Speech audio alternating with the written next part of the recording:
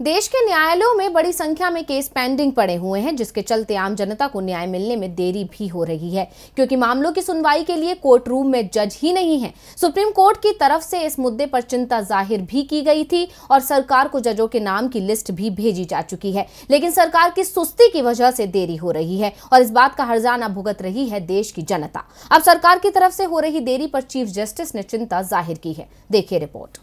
हर मुद्दे पर अपनी राय खुलकर रखने वाले चीफ जस्टिस ने अदालतों में बड़ी संख्या में पेंडिंग केस और जजों की कमी पर अपनी चिंता जाहिर की है।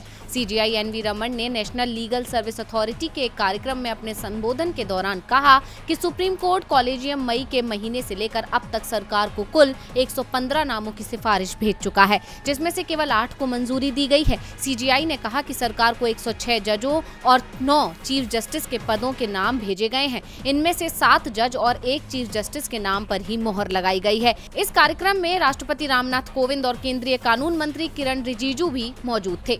सीजेआई ने कहा, मुझे उम्मीद है कि सरकार बाकी नामों को भी जल्द ही मंजूरी दे देगी। उन्होंने कहा, मंत्री रिजिजू ने जानकारी दी है कि बहुत ही कम समय में मामले का हल निकाला जाएगा। यानी चीफ जस्टिस के बयानों से साफ है कि उन्होंने सरकार के काम की प्रक्रिया पर सवाल खड़े किए हैं। सीजेआई के मुताबिक सरकार की तरफ से हो रही देरी के कारण आम जनता को न्याय मिलने में देरी हो रही है, क्योंकि न्याय विभाग के आंकड़ों पर नजर डाले तो हाई कोर्ट में 1 मई तक 420 रिक्तियां थी, जो कि 1 अक्टूबर को बढ़कर 471 हो गई हैं, जिससे पता चलता है कि देश की न्याय व्यवस्था धीमी क्यों है। अब सीजेआई के इस बयान ने सरकार को कटघरे में खड़ा कर दिया है।